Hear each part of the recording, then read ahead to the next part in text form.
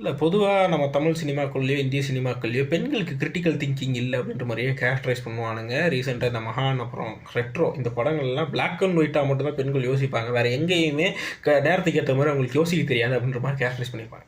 ஆனால் ரியாலிட்டி பார்த்தீங்கன்னா ஒரு விஷயத்தை ஆராய்ஞ்சு இது ஏன் நடக்குது எதுக்கு நடக்குதுன்னு சென்ஸோட ஒரு விஷயத்தை பேசுகிறதுக்கான திறன் ஆம்பளைங்களுக்கு தான் இல்லை அப்படின்றதுக்கான எக்ஸாம்பிள் தான் இந்த வீடியோ. அண்ட் இதுக்கு பதிலாகவே அடுத்த வீடியோவும் வந்திருக்கு. ஸோ இங்கே பார்த்தீங்கன்னா காலங்காலமாக பெண்களை ஒரு செக்ஷுவல் ஆப்ஜெக்டாக டிஸ்பிளே மெட்டீரியலாக எல்லா இடத்துலையும் கொண்டு வந்து நிப்பாட்டி அரைகுறை ஆடையோட ஆட விட்டு அதை பார்த்து ரசித்து கையடிக்கக்கூடிய கூட்டம் இந்த ஆண்கள் கூட்டம்.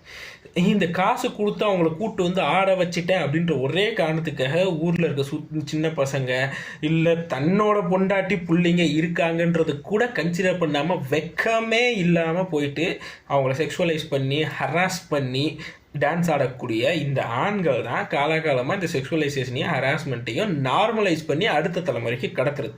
ஆனால் இங்கே ஃபெமினிஸ்ட் இதை எதிர்த்து கேள்வி கேட்கலையா?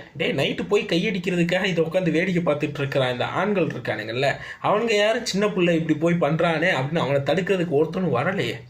ஏன்னா அவன் பார்த்து அதை என்ஜாய் பண்ணுறான், அதை வீடியோ எடுக்கிறான்.